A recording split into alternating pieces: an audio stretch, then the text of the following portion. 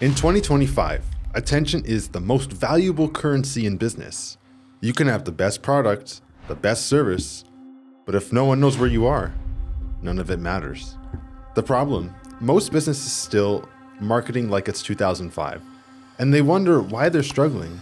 So do you actually stand out? How do you get customers to pay attention to you in a world full of noise? Today, Miles is breaking down the game of attention, what's working, what's not, and how businesses can stop being invisible. So let's get into it. To the rhythm of my intuition, anything I want, I speak into existence. That's how I'm living. Okay, wonderful. Welcome to episode, I'm going to ask this every time. What episode is this? It's episode 7. Welcome to episode 7 of Finding Rhythm. Let's roll. All right, Miles, you've spoken with 100 plus business owners through Neighbor Media. What's the biggest mistake you've seen them making when it comes to getting attention? Yeah, I think that the biggest mistake is, I would say that there's a spectrum of this or different levels to it. The core number one is simply just not communicating who they are, what they do, what makes them special in any way, right? So I would say that is the number one thing, is just simply not communicating who they are and what they do. And then that's a kind of a jumping off point, and then you can just go a little bit deeper, a little bit deeper, a little bit deeper. But let's just stick with not communicating who they are and what they do and what makes them special. Yeah, and people are on their phones now a lot, and people scroll about, let's exaggerate and say 10,000 feet per day on their phones. What does that mean for businesses trying to stand out? Yeah, so there's two pieces of that, which is, one, there is a lot of competition of content that you're competing against to stand out. But also, two, there's a lot of attention on these platforms, on their phones, which gives you the ability to access them, right? So, it's a pro and a con with that too. You're competing against a lot of content being put out in the world, but it has never been easier to access people and communicate who you are and what makes you special. Yeah. So what's changed in marketing over the last 5 to 10 years that business owners really need to adapt to?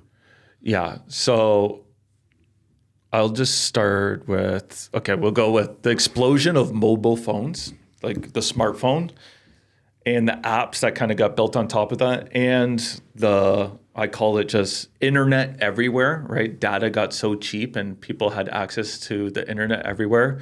And then the progression of these mobile apps, that kind of explosion of it. So then the next layer is, there's a lot of people consuming these apps. Okay, call this Facebook, Instagram, Twitter, Snapchat, LinkedIn, YouTube, whatever that may be. But there isn't a ton of people creating content to fill the pipes of those apps too. So the competition wasn't as high.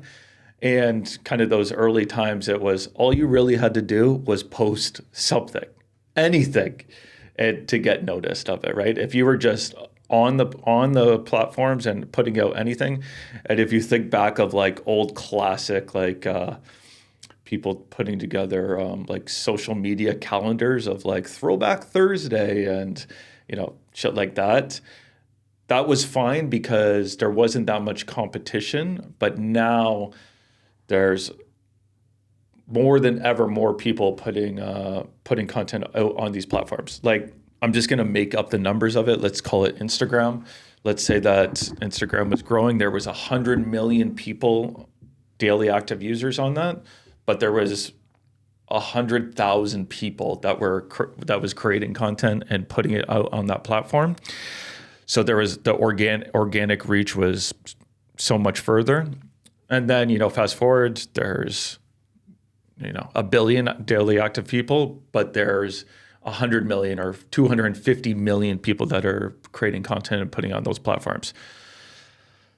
Then the progression of those was a lot like I built up my following. So I have a profile.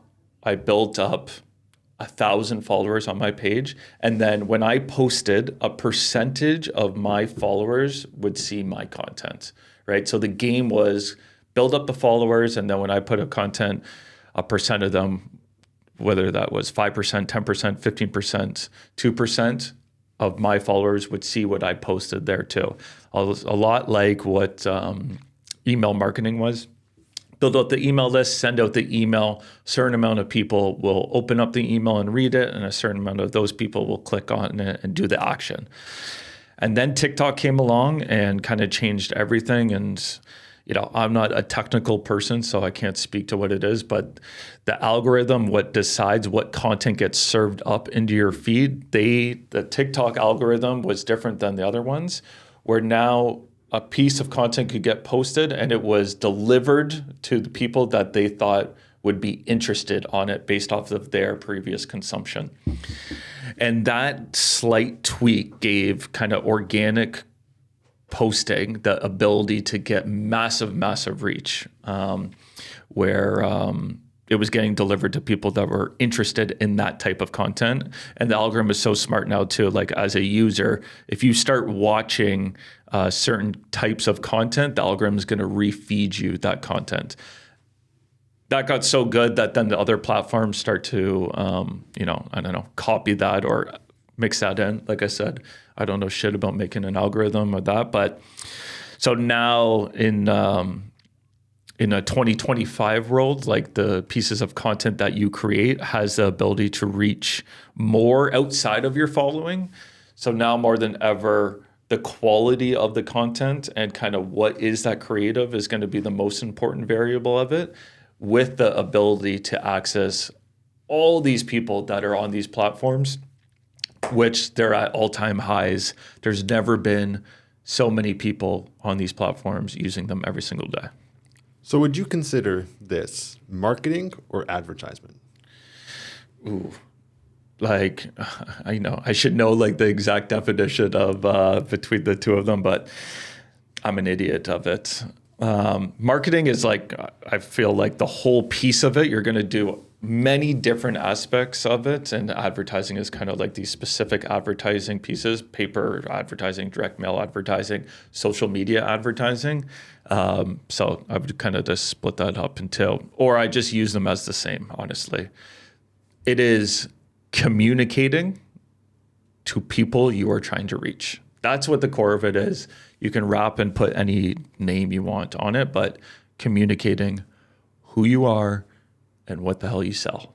So why do so many businesses think that marketing is just running an ad? I have a lot of empathy for business owners, because building a business is hard, and depending on the business, there is so many things that you're thinking about. I got rent, maybe I have an employee or two, I got accounting, I got taxes, I got inventory, I got product development, I got all these things. And then it's like, I have to think about this whole marketing bucket and everything that goes into that, where I think it's a lot of wishful thinking, where it's just like, let me just put a sale up and like slap it around everywhere, and I'm going to convert customers that way. But, kind of as we started this off with, it's a much more competitive landscape, and there's never been more options for consumers in every industry. So it's a much more complex plan that you kind of have to be thoughtful about, which I could go on forever and ever and ever about that. And, how does focusing only on sales instead of brand hurt businesses more long-term? Yeah, I feel like you can kind of get stuck in the sales trap, where the easiest sale in the world is discounting something too, right? And people use sales to capture people's attention, because they're like, oh, consumers want a good deal, so if I put on a sale, I'll capture attention. But then you could fall into the trap of just being known for discounting all your stuff. You want to have a much more holistic approach of building brand through storytelling, right? Adding value through these pieces of content, educating your customers or potential customers, or entertaining them in certain ways.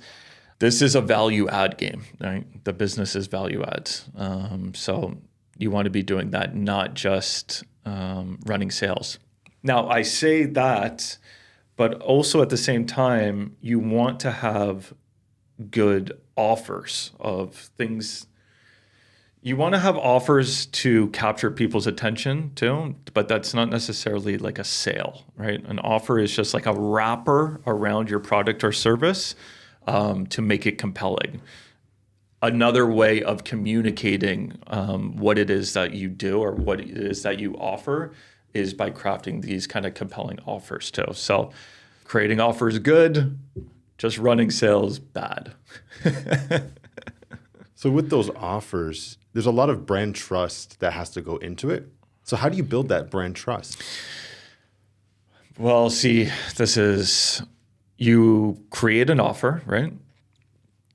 But the offer, you can say anything, but then you need to deliver on what you said. And that is where the trust is built. And if you want to build like a sustainable business, you need to have repeat customers. And the only way to have repeat customers is to deliver, or even better, over deliver on what it is that you offered them, right? So that's how you should think about it. And Neighbor Media has lots of trust, and you've seen lots of businesses win with Neighbor Media. What's working best right now? Yeah, like on the Neighbor Media side, I'm super proud of kind of our advertising or marketing services for business owners, charities, non-for-profits, even municipalities. And from the beginning of kind of building out the company, we wanted to have services that were available for any type of business, whether you were a small single owner, no employees, you were doing everything yourself, or you were a big company and you had like a whole marketing department, to kind of have something that could fit within that piece of it. So Neighbor Media, we'll just start with Neighbor Media. We are a content creating and sharing machine. We use videos, pictures, and words to help you, our partners, communicate who you are, where you are, and what you sell to the neighbors that you are trying to reach. At an extremely local level, we have the Neighbor paper in Aurora, Newmarket, in East Gwillimbury. And we have worked to create a quality paper that people choose to pick up and read. And right from the start, we wanted to create raving fans around the paper. So we have 10,000 readers that pick up that paper and consume it every month. So we know that there's the attention there. So if you're someone that's trying to reach a neighbor that lives in Aurora, Newmarket, or East Gwillimbury, easy print ad. You can get quarter page, half page, full page, easy peasy. Then a little bit bigger in catchment area, it would be for our studio here, this one that we're in right now.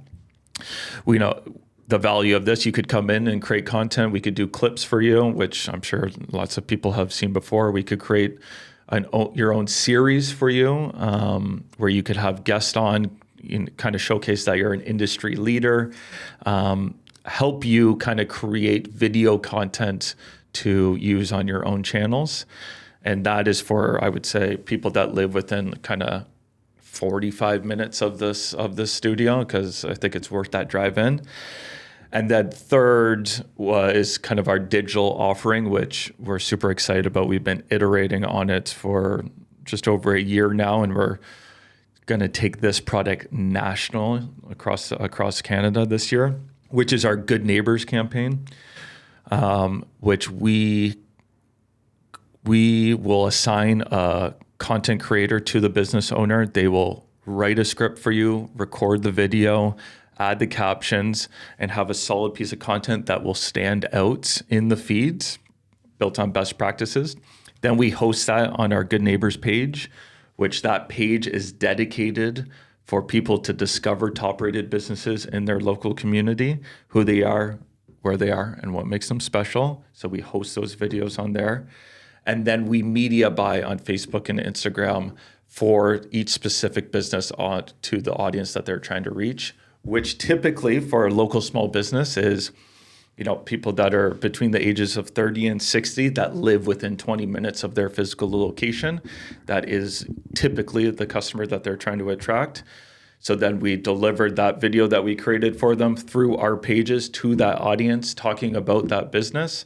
That has been an extremely effective ad product, and we're excited to do more and more of those. So how do all of the content, ads, and branding work together to build real attention? Yeah, so one, you want to give yourself a longer time horizon. That's kind of step one. We do have lots of people that want to come in and they just want to, I'll advertise for 1 month, right? Okay, that's fine. You'll get your message out there in the next 30 days, but in the sea of forever people kind of putting out their messages, we encourage you to consistently communicate to the customers that you're trying to reach. So that's kind of step one. Then step two is, what is the content that you are creating on there? You want to be educating or entertaining in some fashion, kind of showing that the value that you have, whether what's in your products or services that you offer. So you want to have that consistently into the mix. And then you also want to have extremely good offers that stand out. I would say like kind of the combination of those two, of like adding value and then as well having really compelling offers to capture people's attention. That will hook them in, and then it's up to you to deliver on what you said. And then, once you have a customer, then that's a whole thing of like, what do you do to get more repeat customers? But maybe we'll save that for another episode, like a whole customer journey type thing. How important is personal branding for business owners? Yeah, I think it's more important than ever now. I think it's a trend that will continue to grow, where people buy from people more than ever. Even if you're building a brand too, you're interested in kind of who's behind the brand of it, which is tough for some people because, they don't want to be on camera. Listen, I didn't want to do any personal stuff on camera till 4 weeks ago. But, I'm taking my own advice here, where I do think it's more and more important. So yeah, I would say more than ever, it's important because people want to buy from people. That just has this authenticity to it, even if you're building a brand as well too. I think the two together are strong. And there is two kinds of like marketing, and it's organic versus paid ads. How do you balance the two? Yeah, I think a big thing is deciding of where you are in your business and what do you want to happen, right? Like, obviously, organic is free, except for like your time and the time it takes to create the content of it. But it's this magical time where you have, 6 to 7 platforms: Facebook, Instagram, Twitter, LinkedIn, YouTube, Snapchat, where there's all this attention on it. People spend hours and hours and hours on it every single day. And you can create an account and you can make content and you can post it on it, and those people can see it, right? So I would start with that layer too. Start your organic content engine, because it's not going to cost you anything. Now, let's just speak on Meta, Facebook, and Instagram. It's the greatest advertising product in the whole world, because now you know that all this attention is on these platforms, and you can specifically target the location, the age, the gender, and the interest. So you can really dial in to find the people that are most likely to want to buy your stuff on those pieces of it. But you're paying ad dollars, media dollars for that space. And once you go that, if you're not doing it right, you can pour a lot of money down the drain. But if you're doing it right, you could turn $1 into $10 over and over and over and over again. I like the rhyming on that one. It was catchy. It was catchy. And, you know, a lot of business owners, they do say they don't have time for marketing. Is this really true? Yeah, like I said before, like I do have a lot of empathy for business owners, and there's just so many things that you have to think about and all that. But it's really a decision of like, what do you want to do? Like, do you want to grow, right? Like, if you want to grow, you have to tell people about your stuff, right? Like, how you choose to do that, but you need to tell more people about your stuff, and, you know, that you do that through marketing, right? Or you do that through communicating to people, right? I've always had like a marketing and sales brain first, like leading with that. Like that's the thing that I think about first, and then, you know, everything follows that, which I don't necessarily believe that like that's the right way. That's just how I've always done it. Maybe it's because that's the stuff that I enjoy the most. So what do I say to like business owners that say I don't have time for marketing? I'd say, okay, then there's no need to grow. And what would you say to a business owner who thinks ads are too expensive? I would say it has never been cheaper for advertising, okay? Like, it has never been cheaper to create a video. It has never been cheaper to create written words, to write a blog post. It has never been cheaper to create audio. It's never been cheaper to communicate. It's never been cheaper to access millions of people. And on a local level, you really only need thousands of people, right? 1,000 super fans or 1,000 true customers can build you $1 million business. So I would say it's never been cheaper. What's been your biggest struggle when it comes to getting attention for your business? Drop a comment and let us talk about it. Until next time.